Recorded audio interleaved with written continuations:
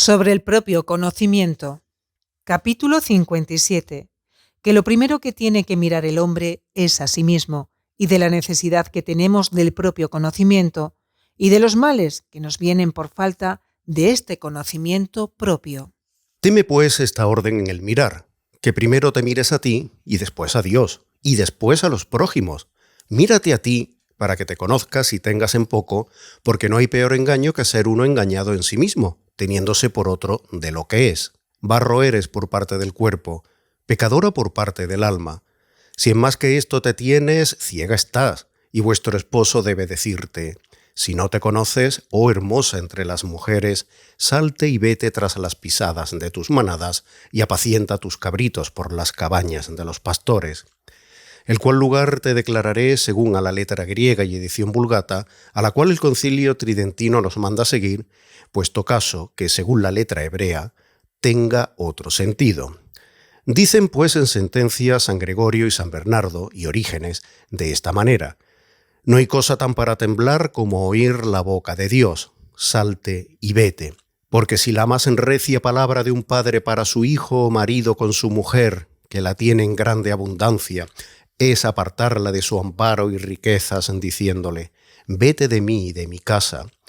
¿qué será irse el alma y apartarse de Dios, sino desterrarse de todos los bienes y caer en todos los males? ¿Dónde iremos?, dijo San Pedro a Cristo, que palabras de vida eterna tienes. ¿Dónde iremos, que fuente de vida tienes, y tú solo la tienes? ¿Dónde iremos, alegre luz, sin la cual hay tinieblas? ¿Dónde pan vivo, sin el cual hay hambre mortal? ¿Dónde firmísimo amparo, sin el cual la seguridad es peligro? En fin, ¿dónde irá la oveja estando en toda parte cercada de lobos, si el pastor la desabriga y alanza de sí?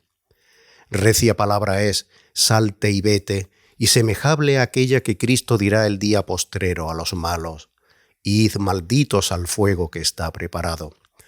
Y otra vez digo que no hay cosa que más deba temer, ni que tanto deba trabajar por evitar quien está en la abundante y alegre casa de Dios y debajo de su fortísimo amparo, como oír a sus orejas: salte y vete. Esta salida no es cosa ligera, sino que es causa de todos los males, porque el hombre desamparado del amparo divino y dejado a sus propias fuerzas, ¿qué hará, como dice San Agustín, sino lo que hizo San Pedro cuando negó a nuestro Señor?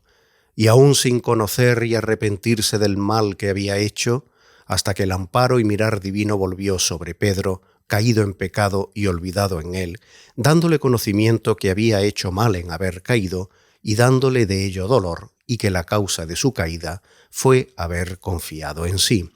De manera que la causa porque el benigno Señor se vuelve riguroso en echar de casa a sus hijos es porque no se conocen, pensando ser algo, y apoyándose sobre sus fuerzas. Y a esta alma dice el esposo: si no te conoces, salte y vete tras las pisadas de tus manadas,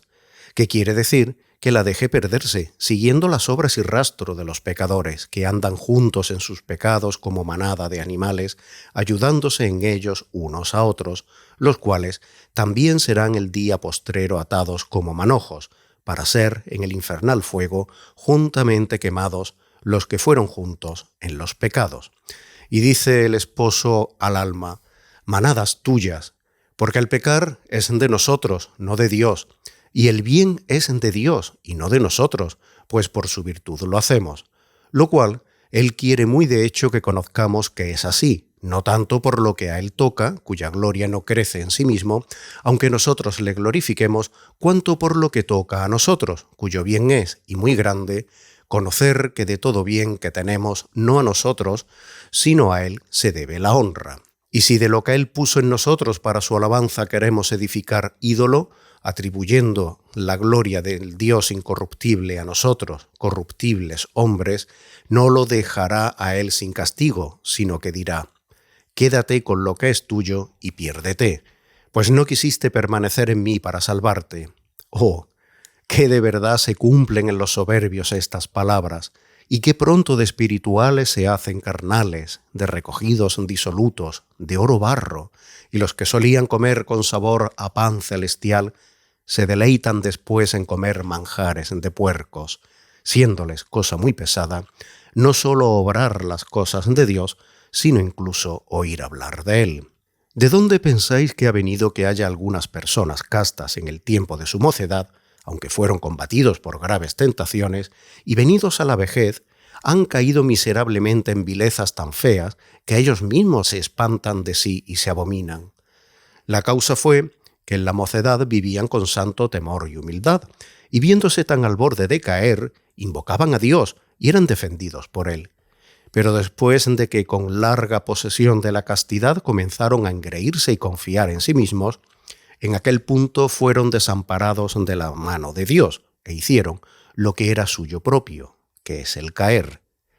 Y entonces se cumple que apacientan sus cabritos, que son sus sentidos superficiales y deshonestos, cerca de las tiendas de los pastores, que son los cuerpos de los siervos de Dios, pues en ellos están como en cabaña de campo, que pronto se muda, y no como en casa o ciudad de reposo, y así, con mucha razón, en cuerpos y en cosas de cuerpos apacientan sus sentidos porque perdieron con su soberbia el verdadero sentido, sintiendo de sí otra cosa que ser de sí mismos nada y pecadores, robando la gloria de Dios, que tan de verdad se le debe por todo lo bueno que en cualquier manera hacemos. Despierta, pues, doncella, y escarmienta, como dicen, en cabeza ajena, y aprovéchate de la amenaza para que no pruebes el castigo.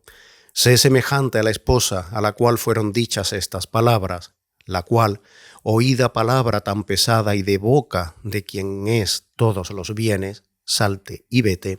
se miró y se conoció, y quitó de sí algunas osadías que tenía antes, y hecha humilde con la reprehensión, la consuela el esposo, diciendo: «A mi caballería en los carros de Faraón te he asemejado, amiga mía, hermosas son tus mejillas como de tórtola». Por la soberbia es un alma semejante al demonio, el cual, como dice el Evangelio, no estuvo en la verdad, que es en Dios, pero quiso estar en sí mismo, poniéndose así por apoyo y descanso. Por eso cayó, porque la criatura no puede estar en sí, sino en Dios. Pero por el humilde conocimiento de sí, es un alma semejante a los buenos ángeles, que se arrimaron a Dios y se desprendieron de sí, porque se veían ser caña quebrada. Y los tuvo Dios, y los confirmó porque dieron voces diciendo: «¿Miguel?», que quiere decir «¿Quién como Dios?»,